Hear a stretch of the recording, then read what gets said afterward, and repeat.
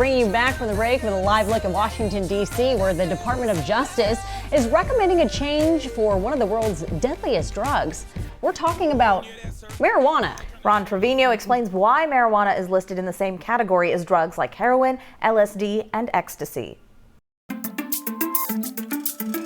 Why is marijuana listed among the world's deadliest drugs? Since 1972, marijuana has been listed as a Schedule I drug by the Drug Enforcement Administration. Schedule I drugs are deemed to have no medical use and a high potential for abuse. That means cannabis is in the same category as heroin, LSD, and ecstasy.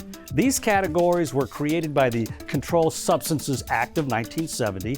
Schedule II drugs have a risk of abuse but also a medical purpose. Those drugs include morphine, cocaine, and oxycodone. Schedule III through V drugs have a lower risk of abuse and are considered safe and effective in medicine. They include Xanax and Valium. Thanks to these categories, on paper, the federal government considered marijuana more dangerous than oxycodone. But since 1972, researchers have identified several medical uses for THC and CBD, both found in cannabis plants. That means the FDA has approved cannabis-related drugs for everything from seizures to nausea caused by cancer treatment.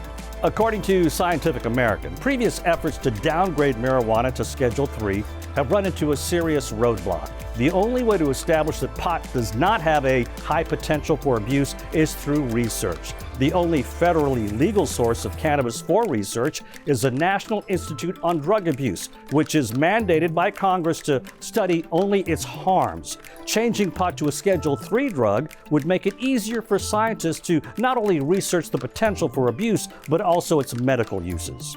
With a Y, I'm Ron Trevino.